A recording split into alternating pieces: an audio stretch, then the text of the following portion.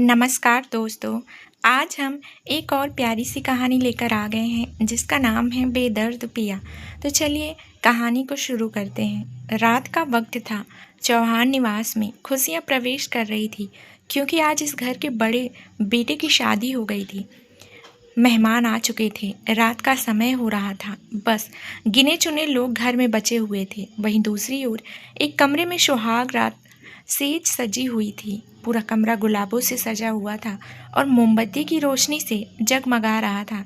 वहीं बिस्तर per phase सजी हुई थी और उस पर दुल्हन के जोड़े में एक लड़की जो अपने अरमान सजाए हुए बैठी हुई थी। उस लड़की ने अपना चेहरा घूंघट से ढका हुआ था तो उसके बाजू में केसर का दूध एक गिलास में रखा हुआ था। तभी कमरे का दरवाज़ा जोर से खुलता है, जिसकी आवाज़ सुनकर दुल्हन थोड़ी सहम जाती है क्योंकि दरवाज़ा जोर से खुला था और एकदम से बंद हो गया था। वहीं दरवाजे से अंदर आता हुआ एक शख्स जिसकी हाइट तकरीबन 6 फीट होगी, वह एकदम से अंदर आता है। वह शख्स दिखने में काफ़ी हैंडसम था। उसकी उम्र तकरीबन 27 साल की होगी। उसने एक गोल्डन कलर की शेरवानी पहनी हुई थी। आप समझ ही गए होंगे कि यह कौन है। उस शख्स के चेहरे पर कठोर भाव नजर आ रहे थे।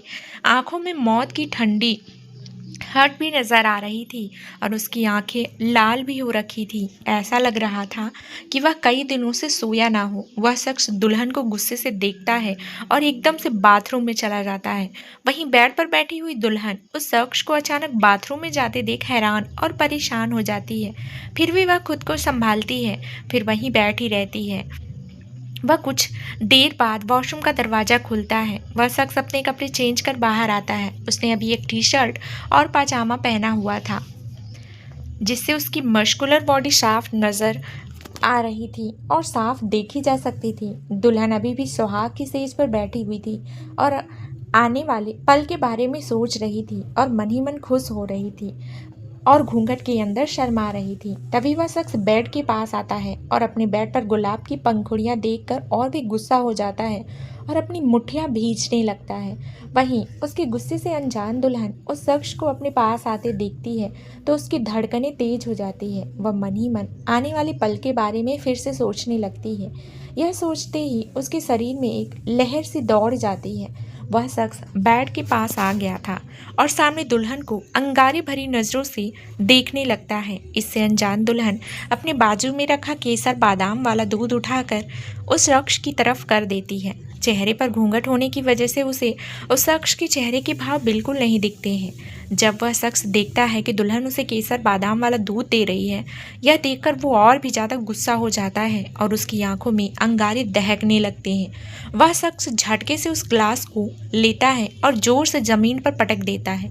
ग्लास के टुकड़े इस ज़मीन पर यहाँ वहाँ बिखर जाते हैं। वहीं दुल्हन यह सब देखती है तो थोड़ा डर जाती है, सहम जाती है।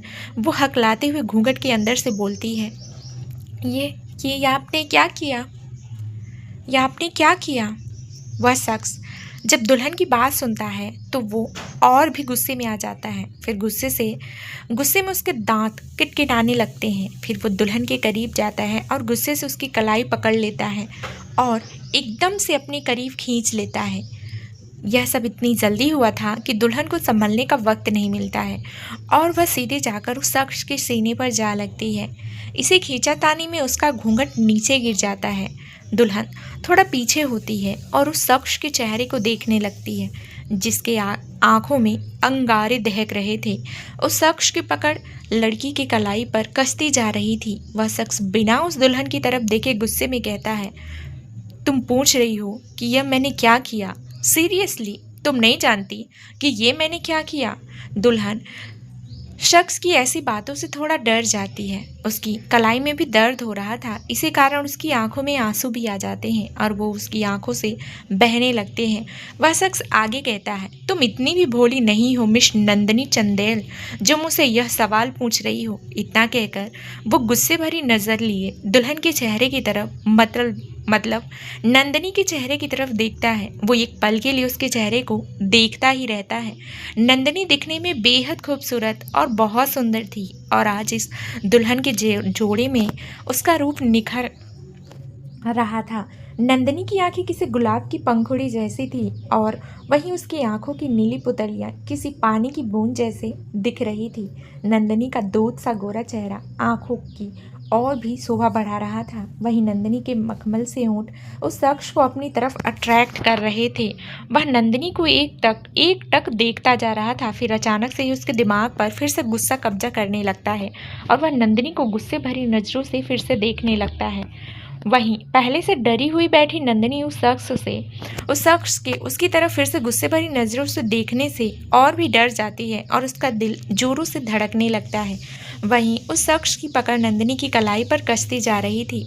नंदनी को भी दर्द हो रहा था, फिर भी वह अपने मुंह से एक शब्द नहीं निकालती है, क्योंकि उसे डर था अगर वह कुछ कहेगी तो यह उसका पति उसे आज मार डालेगा। इसी डर के कारण नंदनी चुपचाप भीगी हुई आंखों से उस शख्स को देख रही थी। तभी वह शख्स नंदनी की आंखों में अपनी गुस्से भरी आंखों से झांकते हुए कहता है, तो तुम मिस नंदनी चंदेल मुझसे दूर रहना। अगर मेरे पास आने की कोशिश भी की तो तुम्हारा वह हश्र करूंगा कि लोग तुम्हें पहचान नहीं पाएंगे। नंदनी उस शख्स की धमकी से डर जाती है, फिर भी वह खुद को संभालते हुए उस शख्स की आंखों में अपनी भीगी हुई आंखों से देखते हुए अपनी डरी सहमी आवाज़ में कहती है, आ, आ, आप ऐसे क्यों कह रहे हैं राजवीर? हम आपकी पत्नी हैं। आप हमसे ऐसा बर्ताव क्यों कर रहे हैं? हमसे कोई गलती हो गई है तो हमें बता दीजिए। वह शख्स मतलब राजवीर नंदनी की तरफ गुस्से भरी नजरों से देखते हुए कहता है, आहा, you and my wife my foot. तुम मेरी पत्नी नहीं हो, यह बात कान खोलकर सुन लो। ना ही मैं तुमसे प्यार करता हूँ, प्यार तो दूर की बात है, मैं तो तुम्हें मेरी नफरत के लायक भी नहीं समझता। राजवीर के मुंह से ऐसे खुद के लिए अपमानजनक बातें सुन नंदनी की आंखों में आंसू आ जाते हैं और वह आंसू के आंखों से निकलकर गालों को छूकर नीचे लुढ़क पड़ते हैं। उसने सपने में भी नहीं सोचा था आज उसके साथ ऐसा कुछ होगा। उसने इस शादी के लिए बहुत से अरमान सजाए थे, पर आज वो अरमान राजवीर की ऐसी जिल्लत भरी बातों से चकनाचूर हो गए थे। फिर भी नंदनी अपनी आंखों के आंसू पोंछती है और राजवीर की तरफ देखते हुए अपनी नज़र झुका लेती है और उससे कहती है, आपको मुझसे प्यार नहीं था, आप मुझे पसंद नहीं करते थे, तो क्योंकि क्योंकि आपने हमसे शादी बताइए राजवीर हमें। राजवीर नंदिनी के मुंह से यह सवाल सुनकर एक पल के लिए हैरान हो जाता है, फिर गुस्से से उसकी कलाई छोड़कर उसका जबड़ा पकड़ लेता है और गुस्से में उसके जबड़े को दबाने लगता है जिससे नंदिनी को दर्द हो रहा था। फिर राजवीर आगे गुस्से में बोलता है, तुम्हारी इतनी औकात नहीं है कि तुम मुझसे सवाल पूछ सको नंदिनी चंदेल। फिर भी मैं तुम्हें बता देना चाहता हूँ, तुम मेरी पसंद बिल्कुल भी नहीं हो। तुम्हें तो बस मेरे मेरे दादी ने पसंद किया था और मैं अपनी दादी की बात नहीं टाल सकता, इसलिए मैंने मजबूरी बस तुमसे शादी की है। और एक बात जान लो, तुम नंदनी चंदेल, हमारा रिश्ता बाहर पति पत्नी वाला दिख सकता है, पर इस कमरे में हम अजनबी हैं। ना ही तुम मेरे काम में दखल अंदाजी करोगी और ना ही मेरी पर्सनल लाइफ में झांकोगी। और तुम्हें एक बात जान लेनी ज़रूरी है, मेरी एक गर्लफ्रेंड है और मैं उसे बहुत प्यार करता हूँ, तो हमारे बीच में आने की कोशिश तो बिल्कुल मत करना, वरना मुझसे बुरा कोई नहीं होगा। नंदनी इस बात से ज़्यादा टूट जाती है कि उसके साथ बहुत बड़ा धोखा हुआ है। जिसे पहली नज़र देखते ही नंदिनी को प्यार हो गया था, आज उससे इतना बड़ा धोखा मिल रहा है।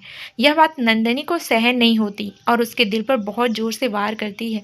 उसे यकीन नहीं हो रहा था कि यह राजवीर कह रहा है।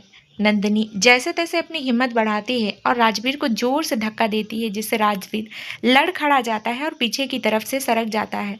राजवीर की सरक जाने से नंदिनी का जबड़ा राजवीर के हाथों से आज़ाद हो जाता है और वह गहरी गहरी सांस लेने लगती है। वहीं यह सब इतनी जल्दी में हुआ था कि राजवीर को रिएक्ट करने का मौका ही नहीं मिला। वो गुस्से भरी नज़रों से नंदिनी की तरफ घूम रहा था। वहीं नंदिनी खुद को संभाल रही थी, उसे कुछ समझ नहीं आ रहा था वो क्या करे। यह शादी करके उसने सबसे बड़ी गलती कर दी थी, ऐसे उसके मन में ख्याल आ रहे थे। फिर भी वह सामने की तरफ अपनी नज़रें उठाती है और बेड से उतरकर राजवीर की तरफ देखती है। दर्द में राजवीर की तरफ देखते हुए बोलती है, मिस्टर राजवीर चौहान, आपको किसने हक दिया हमारी ज़िंदगी बर्बाद करने का? आप किसी और से प्यार करते थे तो क्यों नहीं बताया अपनी दादी को और अपने परिवार वालों को? वह करा देते ना आपकी शादी जिससे आप प्यार करते हैं। क्यों आपने मेरी ज़िंदगी बर्बाद की राजवीर सिंह चौहान? क्यों? जवाब दीजिए मुझे। ऐसे ही बोलते बोलते नंदिनी घुटनों के बल गिर जाती है और उसके हाथ एकदम से ज़मीन पर लगते हैं, जिससे उसके हाथ की चूड़ियाँ टूट जाती हैं और उसके हाथों में घाव दे जाती है। वहीं नंदिनी को इस दर्द की परवाह नहीं थी। उसे बस उसे मिले उस धोखे का दर्द था, उसकी आंखों से बह रहा था। वहीं राजवीर मानो किसी पुतले की तरह वहां पर नंदिनी के सामने खड़ा हुआ था। उसे नंदिनी के रोने से बिल्कुल भी फर्क नहीं पड़ रहा था। नंदिनी अपने हाथों से अपना मुंह छिपाए रो रही थी। राजवीर धीरे से उसके करीब आता है और घुटनों के बल बैठकर अपनी कड़क आवाज में कहता है, ये रोना धोना बंद करो और ये ओवर एक्टिंग करना भी बंद करो, जैसे मुझे पता ही नहीं कि तुमने किस लिए मुझसे शादी की है। नंदिनी अपना रोना बंद करके अपने आंसू पोंछती है और राजवीर की आंखों में आंखें डालकर बोलती है, बताइए मैंने आपसे शादी क्यों की थी? मुझे भी जानना है, आपको क्या पता है? राजवीर हंसकर हाँ, हंसने की आवाज हा हा हा नंदिनी का मजाक उड़ाते हुए कहता है, तुम मुझसे पूछ रही हो तो मैं ही तुम्हें बता देता। इतना कहकर वह थोड़ा रुक जाता है और अपने चेहरे पर कठोर भाव लाते हुए अपने दांत पीसते हुए कहता है, तुमने मुझसे शादी सिर्फ पैसों के लिए की है। ऑफ कोर्स, तुम जैसे गरीब लड़की जिसने अमीर बनने के सपने देखे हो, वो अपने हाथ से ऐसा मौका थोड़ी जाने देंगी। तुम्हें पता था चौहान परिवार कितना अमीर है, बस तुमने मेरी दादी को अपने जाल में फंसाया और मुझसे शादी कर ली। अरे तुम जैसी लड़कियों को मैं बहुत अच्छी तरीके से जानता हूँ। तुम जैसी लड़कियां चंद पैसों के लिए किसी का भी बिस्तर गर्म करने के लिए तैयार हो जाती हो, तो यहाँ पर तुम्हें पूरा कुबेर का खजाना ही मिल रहा था। राजवीर आगे शब्द बोल पाता तभी कमरे में थप्पड़ की आवाज आती है। चटहार का यह थप्पड़ नंदिनी ने राजवीर को मारा था। इसकी आवाज इतनी जोर की थी कि पूरा कमरा गूंज उठा। साथ में राजवीर का सिर एक तरफ झुक गया था और उसके गालों पर नंदिनी की अंगुलियों के निशान साफ साफ झलक रहे थे। यह निशान बयां कर रहे थे कि नंदिनी ने राजवीर को कितनी जोर से थप्पड़ मारा था। राजवीर के होठों के किनारे से थोड़ा सा ब्लड भी आ रहा था। नंदिनी राजवीर की तरफ देखती है और खड़ी हो जाती है। साथ में राजवीर भी खड़ा हो जाता है। वो गुस्से भरी नज़र से बस नंदिनी को देखने लगता है, जैसे कि उसे अपनी आंखों से यही भस्म कर दे। बहुत हो गया राजवीर सिंह चौहान, आपने जो कहना था वह कह दिया। आप इस शादी को नहीं मानते तो मत मानिए, ना ही मैं आपको इस शादी को मानने के लिए मजबूर करूंगी। आपको जिसके साथ रहना है रह लीजिए, मुझे उससे कोई फर्क नहीं पड़ता। लोग क्या कहेंगे मुझे, उससे भी कोई फर्क नहीं पड़ता। राजवीर सिंह चौहान, बस एक बात याद रखिएगा, आइंदा से मेरे चरित्र के बारे में अपनी गंदी जुबान से एक शब्द भी निकाला ना, तो उसी वक्त मैं आपकी जुबान आपकी हलक से खींच लूंगी। तो आइंदा से मेरे चरित्र के ऊपर सवाल उठाने से पहले खुद जाकर शीशे में खुद को देख लीजिएगा, क्योंकि जब खुद का चरित्र खराब होता है ना, तो मनुष्य को दूसरों का चरित्र भी खराब लगता है। नंदिनी ने अपनी लाल आंखों से और अपने गुस्से और दिल में चल रहे उस दर्द से राजवीर को जवाब दिया। वहीं राजवीर गुस्से और नफरत से नंदिनी की तरफ देख रहा था। उसके मन में एक ख्याल आया कि वो नंदिनी को यहाँ ही गोली से उड़ा दे। फिर उसने अपने मन के ख्यालों से बाहर निकाले और एक बार फिर से नंदिनी की तरफ नफरत से देखने लगा। फिर वह दरवाजे की तरफ चला गया। एकदम से दरवाजा बंद होने की जोर से आवाज होती है, धड़ाक, और वह कमरे से बाहर चला गया। वहीं नंदिनी फिर से जमीन पर बैठ अपने घुटने टेक देती है और जोर जोर से रोने लगती है। वहीं राजवीर गुस्से में अपने घर से बाहर निकल जाता है और पार्किंग में आ जाता है। वहां से अपनी BMW में बैठकर अपनी महलनुमा घर से बाहर निकल जाता है। तो दोस्तों, आपको मैं मेन लीड्स के बारे में बता देती हूँ। सबसे पहले आते हैं हमारी नायिका नंदिनी। पर नंदिनी सिंह चंद्रेल, उम्र 20 साल, देखने में किसी अप्सरा से कम नहीं है। हमारी नंदिनी MBBS कर रही है। वह MBBS फर्स्ट ईयर में है और मुंबई के सबसे बड़े कॉलेज मुंबई मेडिकल इंस्टीट्यूट में पढ़ती है। नंदिनी पढ़ने में बहुत होशियार है, इसीलिए उसे इतने बड़े कॉलेज में स्कॉलरशिप मिली है, इसलिए स्कॉलरशिप के जरिए इस कॉलेज में पढ़ रही है। नंदिनी के माता पिता की बचपन में ही मौत हो गई थी। उसके बाद उसका ख्याल रखने उसके चाचा चाची ने रखा। फिर नंदिनी की शादी चौहान परिवार के सबसे बड़े बेटे राजवीर सिंह चौहान से करा दी गई। नंदिनी ने राजवीर की फोटो देखते ही अपना दिल हार बैठी थी। राजवीर की दादी नंदिनी को बेहद पसंद करती थी। अब हम राजवीर के बारे में जान लेते हैं। राजवीर सिंह चौहान परिवार का सबसे बड़ा बेटा और चौहान ग्रुप एंड इंडस्ट्रीज का सीईओ।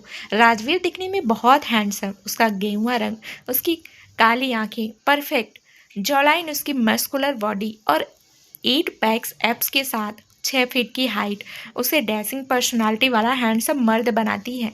राजवीर एक गुस्सैल पर्सनालिटी वाला पर्सन है। उसका गुस्सा हमेशा उसके नाक पर होता है। बिजनेस की दुनिया में राजवीर ने बहुत बड़े बड़े झंडे गाड़े हैं।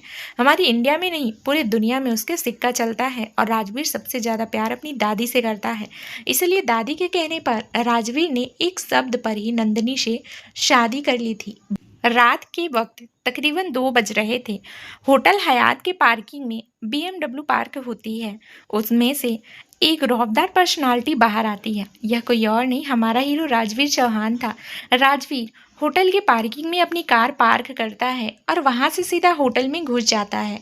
Rajveer hotel Hyatt VIP customer है, इसलिए वहां पर उसे सब लोग जानते हैं और वह कौन से रूम में जा रहा है यह भी लोग जानते हैं, इसलिए कोई उसे रोकता नहीं है। Hotel Hyatt room number 707। Rajveer room number 707 के सामने खड़ा हुआ था। वह अपनी जेब से एक एक की कार्ड निकालता है और रूम के लॉक के सामने उसे शो करता है और दरवाज़ा अपने आप खुल जाता है। राजवीर उस रूम में प्रवेश करता है तो उस रूम में हल्का सा अंधेरा था। वहाँ पर लाल और ब्लू लाइट जल रही थी। राजवीर का यह रूम किसी हनीमून स्वीट जैसा था। सामने एक बड़ा सा बेड था, उस पर गुलाब की पंखुड़ियों से दिल बनाया गया था। राजवीर रूम में एंटर करके दरवाज़ा बंद कर देता है। तभी उसके पीछे से किसी लड़की की कर्कश आवाज़ सुनाई देती है। आगे मिस्टर राजवीर चौहान, आप यहाँ, आपको वक्त कैसे मिल गया यहाँ पर आने का? आज तो आपकी शादी हुई थी और मेरे ख्याल से इस वक्त आपकी सुहाग रात होनी चाहिए थी, तो आप यहाँ क्या कर रहे हो? तभी राजवीर पीछे मुड़कर देखता है तो एक 27 साल की लड़की जो उसके सामने खड़ी थी, उसकी हाइट 5 फीट 5 इंच। देखने में वह लड़की भी बला से खूबसूरत थी।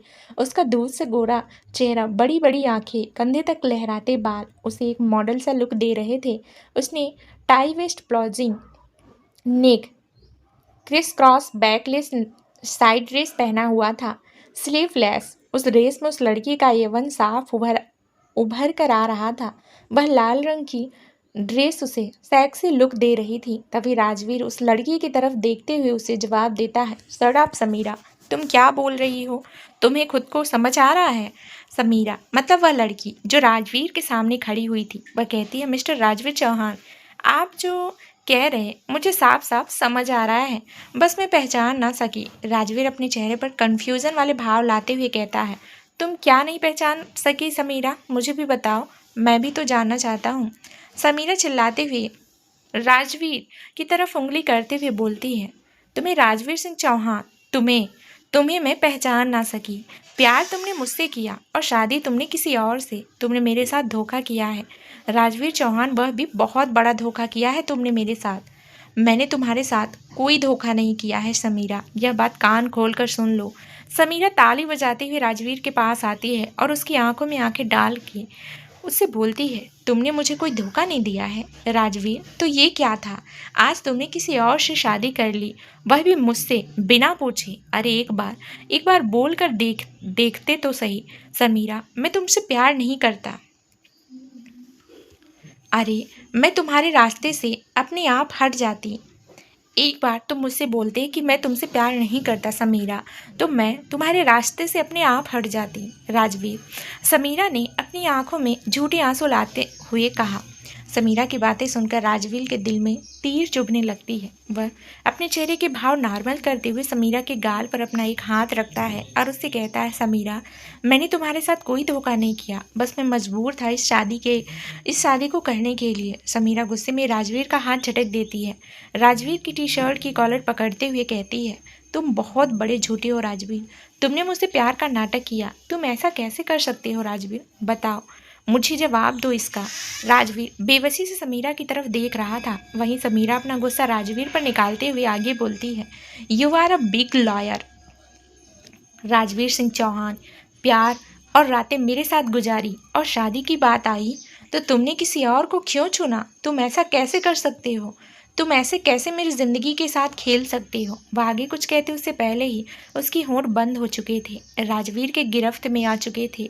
अब उसके मुंह से एक शब्द भी नहीं निकल रहा था। राजवीर समीरा को किस कर रहा था, वहीं समीरा उसे आंखें फाड़ कर देख रही थी। फिर वह भी राजवीर को किस करने लगती है। रोमांटिक माहौल में मिश्री सी धुल जाती है। समीरा अपनी आंखें बंद करके राजवीर को महसूस करने लगती है, वहीं राजवीर भी अपनी आंखें बंद करके इस प्यार के सागर में शिद्दत से मिलना चाहता था। दोनों ही दूसरी दुनिया में खोने लगते हैं। अपने प्यार के अथाह सागर में दोनों डुबकी लगाने के लिए तैयार थे। राजवीर समीरा से दूर होता है तो समीरा के चेहरे पर शर्म की लाली साफ साफ नजर आ रही थी। राजवीर समीरा के फिर से करीब आता है। इस बार समीरा की सांसें तेज हो जाती है। राजवीर के चेहरे पर स्माइल थी। वो समीरा को अपनी बाहों में उठा लेता है। समीरा इस सबसे हैरान हो जाती है। फिर उसके चेहरे पर भी मुस्कान तैर जाती है और वो अपनी बाहें राजवीर के गले में लिपटा लेती है। राजवीर समीरा को उठाए हुए धीरे धीरे कदमों से बेड के तरफ जाता है और किसी कांच की गुड़िया की तरह उसे बेड पर लेटा देता है और वहां पर फिर से उसके होठों पर किस करने लगता है। ऐसे ही करते करते दोनों के कपड़े जमीन पर थे। वहां पर समीरा सिसकियां उस रूम में गूंज रही थी और इसी के साथ ही दोनों ऐसे ही अपने प्यार की दुनिया में खो जाते हैं। वहीं यहाँ कोई अपनी रात प्यार के रंग में रंगीन कर रहा था तो वहीं दूसरी ओर किसी की रात उजड़ गई थी। चौहान मेंशन। रात के 3:30 बजे नंदिनी और राजवीर का कमरा। राजवीर के कमरे में नंदिनी बदहवास हालात में बैठी हुई थी। आज जो कुछ भी उसके सामने हुआ वह किसी फिल्म की तरह उसकी आंखों के सामने चल रहा था। अचानक से उसके कानों में राजवीर की कड़वी बातें गूंजने लगती है।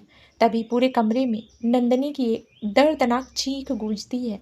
वह अपने कानों पर हाथ रखकर जोर से चिल्लाते हुए कहती है, मैं नहीं हूँ वैसी, मैं नहीं हूँ वैसी। मैंने यह शादी पैसों के लिए बिल्कुल नहीं की है। मैं नहीं हूँ ऐसी। यह कहते कहते रोने लगती है, जोर जोर से रोने लगती है। मैंने तो आपसे प्यार किया था राजवीर। मुझे नहीं पता था कि यह प्यार मुझे इस हद तक तोड़ देगा। मेरी क्या गलती थी जो आपने मुझे इतनी बड़ी सज़ा दी, वह भी मेरी ज़िंदगी बर्बाद करके। मैंने तो बस आपकी दादी के कहने पर यह शादी की। आपकी दादी ने ही आपका रिश्ता मेरे पास लाया था और उन्होंने ही मुझे फोर्स किया था ये शादी करने के लिए। फिर से वह सुबकने लगती है। फिर वह सामने राजवीर की तस्वीर की तरफ देखते हुए कहती है, मैंने बस आपकी एक तस्वीर देखी थी और आप पर ही अपना दिल हार दिया था। आप तो उस लायक बिल्कुल भी नहीं है राजवीर जो मेरा प्यार डिज़र्व करे। इतना कहकर वो भगवान से शिकायत करने लगती है। क्या कमी थी भगवान मुझ में जो मुझ जैसी अभागन को ऐसा पति दिया। पहले आपने हमारे माता पिता छीन लिया, मुझे अनाथ कर दिया, फिर भी मैंने कुछ नहीं कहा और आपने मुझे ऐसे शख्स के साथ बांध दिया जो मेरे प्यार के बिल्कुल लायक नहीं है। वह तो मुझसे प्यार तो छोड़ो, मुझे नफरत के लायक भी नहीं समझती। क्या पाप किया था मैंने जो आपने मुझे इतनी बड़ी सज़ा दे दी। इतना कहकर फिर से वो रोने लगती है और वहीं पर रोते हुए ज़मीन पर सो जाती है। सुबह का वक्त होटल हयात के रूम नंबर 707 में वहीं रूम के अंदर दो जिस्म एक दूसरे से लिपट कर सोए हुए थे। खिड़की से सूरज की किरणें उन दोनों के बदन पर पड़ रही थी जिससे उन दोनों का निर्वस्त्र शरीर जगमगा रहा था।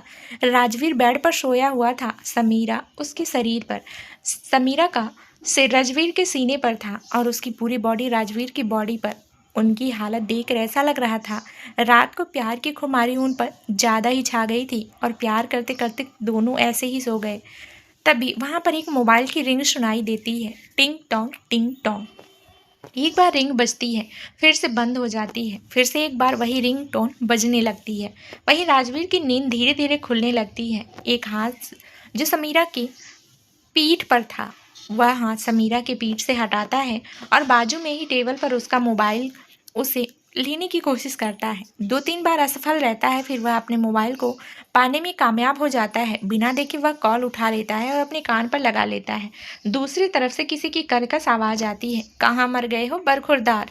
यह आवाज़ सुनते ही मानो राजवीर की नींद उड़ गई हो। वह समीरा को एक तरफ धक्का देता है, समीरा दूसरी तरफ बेड पर जाकर गिरती है। राजवीर नींद से एकदम उठता है और अपने फ़ोन की दूसरी तरफ से आवाज़ सुनकर कहता है, जी दादाजी, आपने क्या कहा। दूसरी तरफ से राजवीर के दादाजी गुस्से भरी आवाज़ में कहते हैं, कहाँ मरे हो। राजवीर थोड़ा डरते हुए, दादाजी मैं वो वो मैं दादाजी राजवीर को बीच में टोकते हुए दूसरी तरफ से कहते हैं, यह क्या मैं लगा रखा है, सही से बताओ कहाँ हो। राजवीर थोड़ी डरी सहमी आवाज में, मैं किसी मीटिंग के सिलसिले में होटल हयात आया हूँ। राजवीर ने झूठ बोलते हुए अपने दादाजी से कहा। दादाजी राजवीर पर गुस्से में बरसते हुए बोलते हैं, मीटिंग के सिलसिले में या फिर रंगरलिया मनाने? जल्दी आओ, मैं तुम्हारा ब्रेकफास्ट पर इंतजार कर रहा हूँ। इतना कहकर वो अपना फ़ोन रख देते हैं। वहीं राजवीर यहाँ एक गहरी सांस लेता है। वहीं समीरा दूसरी तरफ फेंक जाने से उठ चुकी थी। समीरा ने राजवीर और उसके दादाजी की पूरी बातें सुन ली थी। वह अपनी अलसाई आवाज़ में राजवीर की तरफ देखते हुए कहती है, तुम्हारे दादाजी का फ़ोन था ना? राजवीर बस हाँ में जवाब देता है। फिर समीरा अपने चेहरे पर झूठी उदासी लाते हुए कहती है, तुम्हारे दादाजी तुम्हें बुला रहे होंगे, तुम्हें जाना होगा। राजवीर फिर से हाँ कहता है। समीरा, फिर जाओ, एक बार फिर से मुझे छोड़कर, मैं तुम्हें इस बार नहीं रोकूंगी। इतना कहकर समीरा अपनी आंखों में झूठे आंसू लाती है। समीरा के आंसू देखकर राजवीर के दिल में दर्द होने लगता है। वह समीरा के आंसू देख नहीं पाता है और उससे कहता है, ये अपने आंसू पोंछो, मुझे तुम्हारी आंखों में आंसू बिल्कुल अच्छे नहीं लगते हैं। समीरा अपने चेहरे पर झूठी लाचारी वाले भाव लाते हुए कहती है, इसकी आदत डालनी होगी राजवीर तुम्हें। यह ऐसे ही बार बार मेरी आंखों में आने वाले हैं, इन्हें पूछने के लिए तुम नहीं होने वाले हो। तुम तो बहुत दूर जा चुके हो मुझसे। राजवीर समीरा की बात सुनकर परेशान हो जाता है और उससे कहता है, ऐसा मत कहो समीरा, तुम्हें पता है ना मैं तुमसे कितना प्यार करता हूँ। समीरा, हाँ, तुम मुझसे प्यार करते तो यह बात सही है। पर समीरा रुक जाती है और राजवीर की तरफ देखने लगती है। समीरा के रुक जाने से राजवीर समीरा की तरफ देखते हुए उससे पूछता है, पर क्या समीरा, बताओ। समीरा एक गहरी सांस लेकर राजवीर से कहती है, तुम्हें बांटने वाली कोई आ गई है राजवीर। तुम ज़्यादातर उसके साथ रहोगे, मेरे साथ नहीं। मुझे तुम्हारा पूरा प्यार चाहिए राजवीर, आधा अधूरा नहीं। समीरा ने झूठा रोना सुनाते हुए राजवीर से कहा। राजवीर उसकी बातों से तड़पते हुए कहता है, ऐसा नहीं होगा समीरा, मैं किसी के साथ नहीं बैठने वाला। मैं तुमसे प्यार करता हूँ और मैं किसी के साथ नहीं बटने वाला हूँ, और ना ही उस 2 कौड़े की लड़की नंदनी से। मैं पूरा का पूरा तुम्हारा ही हूँ। समीरा एक व्यंग्यात्मक मुस्कान राजवीर की तरफ देते हुए कहती है, प्यार, और तुम करते हो। हाँ, करते होते तो कल से शादी नहीं की होती तुमने। अगर प्यार किया था तुमने तो उसे मुकम्मल करने की जिम्मेदारी भी तुम्हारी थी राजवीर। मैं तुमसे शादी करने के लिए तैयार थी, पर तुमने मेरी जगह उस गवार अनाथ नंदनी को चुना। राजवीर बेबस नजरों से समीरा की तरफ देखते हुए आगे बोलता है, मैं मजबूर था, मैंने मजबूरी में यह कदम उठाया। पर एक बात याद रखना, 1 साल के अंदर ही मैं उसे तलाक दे दूंगा और तुमसे शादी करूंगा। यह वादा है राजवीर चौहान का तुमसे। समीरा कब से राजवीर के मुंह से यह बात सुनना चाहती थी। यह बात सुनते ही समीरा राजवीर की तरफ देखते हुए बोलती है, तुम सच कह रहे हो राजवीर, और मुझे तुम पर विश्वास नहीं। राजवीर समीरा को विश्वास दिलाते हुए कहता है, विश्वास करो baby, I am just yours. Rajveer के मुंह से यह सुनकर समीरा राजवीर को गले लगा लेती है और राजवीर भी समीरा को गले लगा लेता है। दोनों अलग होते हैं और राजवीर समीरा के होठों पर लिप किस करता है और उसे दूर होते हुए कहता है, मुझे जाना होगा। इतना कहकर वह नीचे पड़े हुए अपने कपड़े उठाता है, उन्हें पहनता है और वहाँ से चला जाता है। समीरा राजवीर को जाते हुए देखकर व्यंग्यात्मक मुस्कुराती है और बाजू में पड़ा अपना फ़ोन उठाकर किसी का मैसेज पढ़ने लगती है। फिर दरवाजे की तरफ नज़र कर वह कहती है, बेवकूफ़ इंसान, और कुटिल मुस्कुराने लगती है। दूसरी तरफ चौहान मैंसन में 2 बुजुर्ग दंपति एक दूसरे के सामने बैठे हुए थे। बुजुर्ग महिला अपने बुजुर्ग पति से कहती है, राजवीर की शादी हो चुकी है और फिर भी यह लड़का उस लड़की का चक्कर नहीं छोड़ रहा है। बुजुर्ग आदमी, यही तुम्हारा ही लाड प्यार का नतीजा है अनुपमा। तुमने ही उसे बिगाड़ा है। अगर तुमने उसे इतनी छूट नहीं दी होती तो इस तरह हो ही नहीं करता। उसे शर्म भी नहीं आई कि अपनी शादी होकर भी अपनी सुहाग रात के दिन किसी और के साथ, छी, मुझे उसे अपना पोता कहते हुए भी शर्म आ रही है। चले, आइए हम इन दोनों के बारे में जान लेते हैं। यह है हमारे मेन कैरेक्टर के दादा दादी। दादाजी का नाम अशोक चौहान, जो कि चौहान ग्रुप एंड इंडस्ट्री के चेयरमैन हैं और उसके संस्थापक। इनकी उम्र तकरीबन 60 साल है। चेहरे पर तेज अभी भी वैसा ही है जिसे जवानी में हुआ करता था। अगर कोई इसे एक बार देख लेना तो वह डर जाता, पर दिल से बहुत शार्प और नेक इंसान है। वहीं उनके सामने बैठी हुई महिला अनुपमा अशोक चौहान या राजवीर की दादी, जो कि राजवीर से बेहद प्यार करती हैं। इनकी उम्र 55 साल है। अब कल तो दोस्तों, अब आगे की कहानी में क्या होगा, इसे जानने के लिए हमारी इस कहानी में बने रहिएगा। इसके आगे की कहानी को अब हम कल जानेंगे नेक्स्ट एपिसोड में। तो दोस्तों, कैसी लगी हमारी ये आज की कहानी? अच्छी लगी हो तो वीडियो को लाइक ज़रूर करें, और अगर आप हमारे चैनल पे नए हैं तो जल्दी से चैनल को सब्सक्राइब कर लें। साथ ही बेल आइकन को भी प्रेस करें ताकि मेरी नेक्स्ट कहानी का नोटिफिकेशन सबसे पहले आप तक पहुँचे। धन्यवाद दोस्तों।